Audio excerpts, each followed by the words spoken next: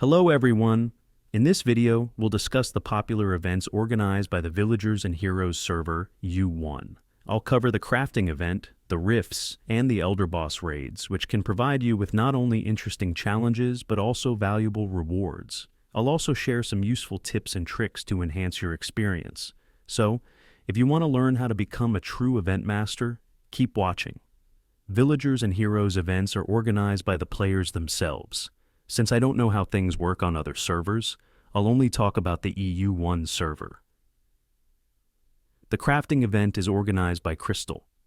During this event, a crystal is used that gives 20% more crafting experience and reduces crafting costs by 5%. The event lasts for about 2 hours.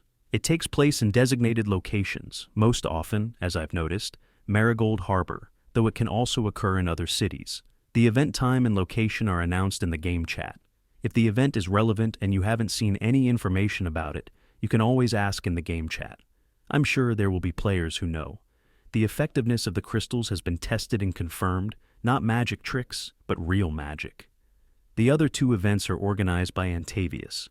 Briefly about Antavius, he is a very friendly player who plays as a warrior. If you want to learn more about him, there is an interview with him on the Villagers and Heroes website. Returning to the events, the first one is simply called the Rift. The exact location name is the Arcane Rift of Pyrron, and it is available from level 75. This is a raid of powerful bosses, where 10 bosses are defeated in about 30 minutes.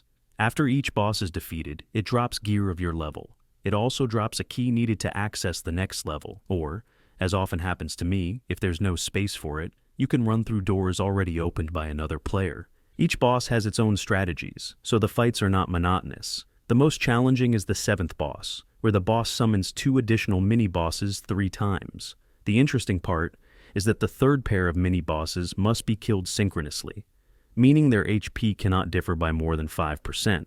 Otherwise, they heal and everything starts over. So, to defeat them, players do not use powerful skills, only auto-attack, making it easier to track their HP and maintain a difference of no more than 5%. Players announce HP in the local chat, so both groups can adjust their attack frequency. Most memorable story? While fighting this boss, we took a very long time because new players didn't follow the advice of experienced players. Other bosses are not as hard. You need to avoid their hits, not stand in AoE damage zones, avoid poisons, and so on. And remember, it's not a carnival. Bosses aren't in the habit of handing out candy. The next event is the 95 level Elder Boss raid. This is different from the previous Elder Boss fights. You can enter this zone only after completing the main quest, which is not done quickly, and you need to be level 95. The first time you enter this zone, you will have a quest that introduces you to the raid process.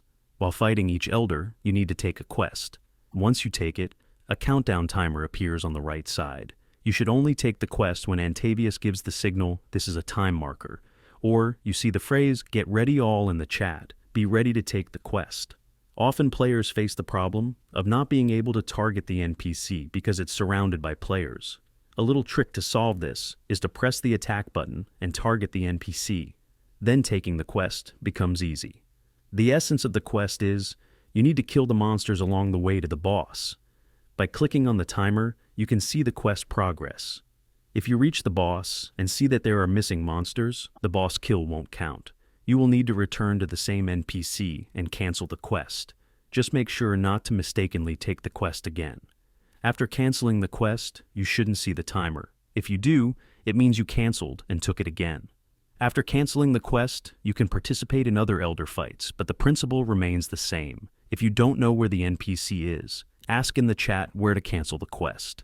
You will get an answer with the NPC's coordinates. Players are indeed friendly and always wait for others. Just make sure to mention it in the chat.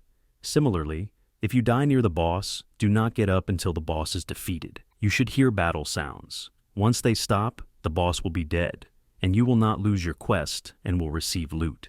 Inform that you're coming and the team will wait for you. The first boss is quite simple, but as with every Elder quest, you should not skip monsters that are important for the quest. The second Elder's uniqueness is that it summons clones, and you need to find the correct one among them.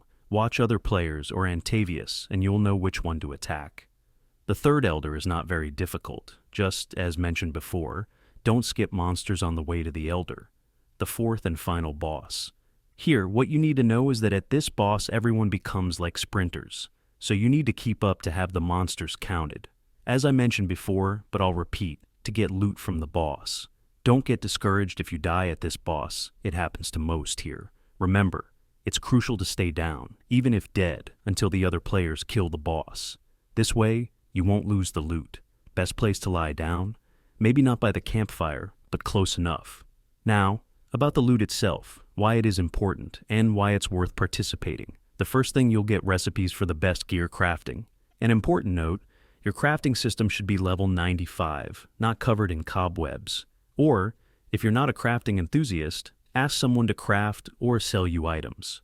The second thing, of course, gold, which you can spend on home decorations, gear purchases, or premium items from players or auctions. For example, crafting or gathering tools that are better than ordinary ones, or anything else from the crown shop. The third thing, crafting materials. The fourth, and not least important, and for some, the most important, mounts. You can get a mount from loot boxes. Recipes, gold, and mounts? Definitely better than Christmas. Elders and rifts occur on different days. If there were elders on that day, the next day will be rifts, then elders, and so on. If something changes, Antavius will announce it, but that happens rarely. Usually, it is postponed due to developers' live streams or the start of some other event. That's all. If I missed something, feel free to add in the comments or ask questions, and I'll try to answer. These events help strengthen the sense of community and gather more players online at the same time, where players can not only participate but also meet other players, chat, or just defeat strong enemies faster. If the bosses could talk, they'd probably complain about constant defeats. I hope this video was helpful and will give you a better understanding of Villagers and Heroes events. If you have any questions or additions, don't hesitate to leave a comment below. Don't forget to hit like and subscribe to the channel to not miss new videos. Until next time, and good luck in your games.